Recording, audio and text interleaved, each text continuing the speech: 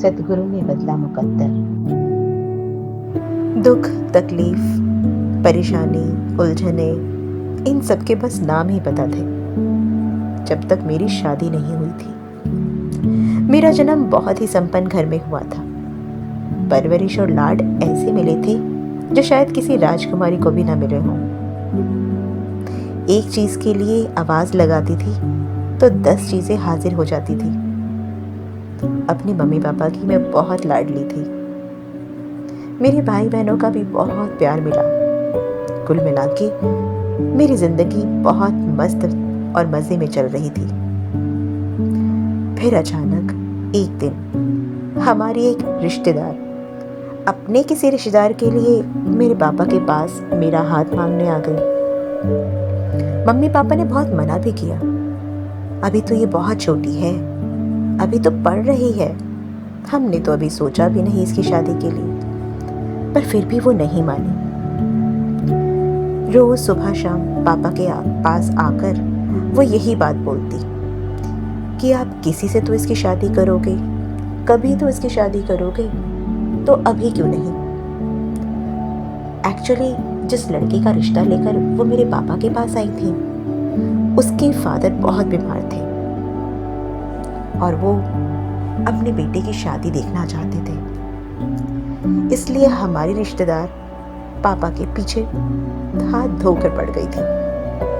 आखिरकार मेरे पापा ने हाँ कर दी और हमारी शादी हो गई। मेरे लिए शादी का मतलब था फ्रीडम। मुझे लगता था अभी कहीं भी आना जाना होता तो मम्मी पापा से परमिशन लेनी पड़ती थी, पर अब शादी के बाद मैं कभी भी कहीं भी आ जा सकती हूँ, मर्जी से सब कुछ कर सकती हूँ। पर ऐसा कुछ भी नहीं था। मेरे ससुराल में मेरे सास ससुर, मेरी नंदे और सबसे छोटे मेरे हस्बैंड हैं। कहाँ तो सब कहते हैं कि एक ही बहू है, राज करेगी, पर मेरे घर में ऐसा कुछ भी नहीं था। जब से शादी हुई थी तब से ही रोज अपने घर में कलेश, लड़ाई झगड़े ही देख रही थी। मुझे समझ ही नहीं आता था आखिर ये सब क्यों हो रहा है। मैंने अपने मायके में ऐसा माहौल कभी नहीं देखा था। वहां कभी कोई किसी से ऊंची आवाज में बात ही नहीं करता था और यहाँ बिना गाली के, ऊंची आवाज किए बिना कोई बात नहीं होती। मैंने पूरी कोशिश की सबको खुश करने की। रात को दिन कहती तो मैं दिन कहती।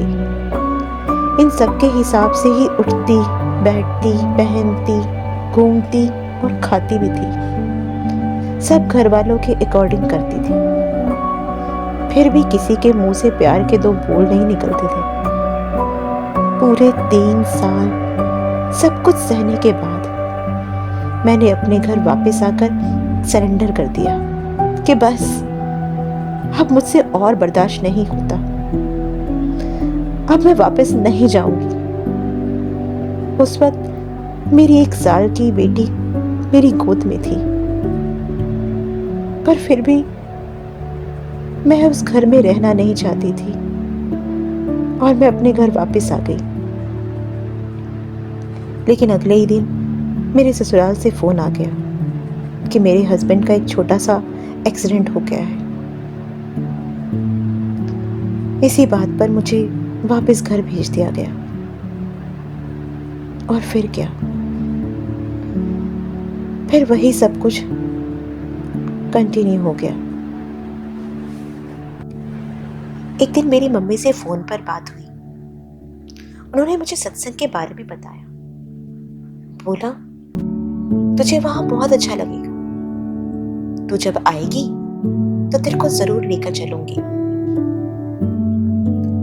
सचमुच जब मेरा वहां जाना हुआ तो मुझे बहुत अच्छा लगा। एक शक्ति महसूस हुई। मैं जितने दिन भी अपने मायके में होती तो सत्संग जरूर जाती थी। 1 घंटे का सत्संग और फिर भजन।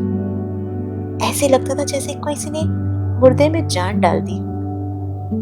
मेरे बहुत से प्रश्न होते जिनका उत्तर मुझे सत्संग में मिलता। मैं बिल्कुल फ्रेश होकर अपने ससुराल जाती और थोड़े समय में फिर मुझे लगने लगता गाड़ी को पेट्रोल की जरूरत है, सत्संग की जरूरत है। मेरा आना जल्दी नहीं होता था, पर जब भी होता था तो मन करता बस सत्संग ही जाए। मैं वहां जिनसे सत्संग सुनती थी वहां से ही भैया जी के बारे में पता चला। मेरा भी मन हुआ कि मैं भी भैया जी से मिलूं, और बहुत ही भाग्य से मेरे जीवन में वो दिन आ भी गया जब मेरा भैया जी से मिलना हुआ। याद है मुझे आज भी उनका वो दर्शन जो अंदर तक रूह को सुकून दे रहा था।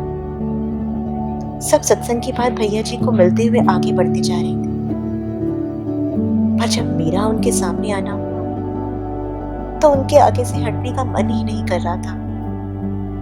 मेरी आंखों में आंसू थे और मन उनको देखते हुए कह रहा था, जो आप दिख रहे हैं वो आप नहीं हैं, और जो आप हैं वो शायद मैं देख नहीं पा रही हूं। मैं आपका वही दर्शन करना चाहती हूँ। यही सब सोचते हुए मैं बस उन्हें देखी ही जा रही थी। ठीक उसी समय भैया जी ने एक बहुत ही प्यारी सी मुस्कुराहट मुझे दी। उनकी मुस्कुराहट देखकर ऐसा लगा जैसे पता नहीं उन्होंने मुझे क्या ही दे दिया। भैया जी के बारे में सोचते ही शब्द कम पड़ जाते हैं। उनकी संज्ञा किसी के साथ नहीं दी जा सकती। भैया जी के बारे में कुछ कहना मानो कोई कहे कि सूर्य को रोशनी के बारे में कुछ बताओ तो भी शायद बता पाऊं, हवा के बारे में बताओ तो भी बता पाऊं, पर आपका ध्यान करते ही सब छोटा ही लगने लगता है। आप जैसा ना कोई है ना होगा। आपको पाकर लगता है मैंने जमीन पा ली और पूरा का पूरा आसमां पा लिया है, या कहूं पूरे का पूरा जहां पा लिया है। उन्होंने हमेशा यही प्रेरणा दी, अपने घर वालों में भगवान देखो, उनकी दिल से सेवा करो, सब ठीक हो जाएगा। और मैंने ऐसा ही किया। सेवा तो मैं पहले भी करती थी, पर अब मैं अंदर से बहुत खुश और हल्का महसूस करते हुए सेवा कर रही थी। अब धीरे धीरे मेरे घर वाले भी बहुत हैरान हो रहे थे, क्योंकि अब मेरे साथ कुछ भी होता था पर मुझे किसी भी बात का कोई नेगेटिव इफेक्ट नहीं होता था। हर वक्त हर माहौल में एक अलग ही मस्ती फील होती थी। एक बार मैं मायके रहने गई थी और वहां से रोज भैया जी के सत्संग जाती थी। एक दिन वापस अपने घर यानी ससुराल जाने का समय आया और मैं बहुत दुखी और परेशान थी। आंखों में आंसू लिए भैया जी के साथ चलते चलते मैंने उनसे कहा, भैया जी घर नहीं जाना। वो रुके, बहुत प्यार से मुझे देखा और बोले, बेटे घर कहाँ है? वो तो मंदिर है, भगवान का घर है, तुम्हारे गुरु का घर है, इस भाव से घर जाओ। और ये कहकर चले गए, लेकिन मुझे एक नई उमंग दे गए। मैं अंदर यही विचारते विचारते घर तक आ गई। आज सच में हर वक्त यही फील होता है, क्योंकि आपने घर को कब मंदिर बना दिया पता भी नहीं चला। आज अपना पहला जीवन देखती हूँ और आज का जीवन देखती हूँ तो खुद को ही यकीन नहीं होता। वही घर, वही घर वाले और वही मैं, फिर इतना बदलाव कैसे?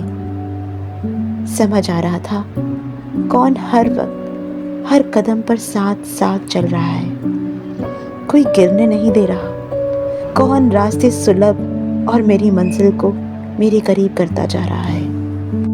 आपसे इतना मिला कि लिखते लिखते जीवन बीत जाएगा तो भी पूरा नहीं लिख पाऊंगी। बहुत खुशी होती है ये गाकर, पाया पाया पाया मैंने ऐसा सतगुरु पाया। मेरे रघुवर कृपा कीनी, मैंने ऐसा सतगुरु पाया। और ये सोचते ही रूह कांप उठती है कि गर ना मिलते सतगुरु तो हालत क्या होती, और मैं कहाँ।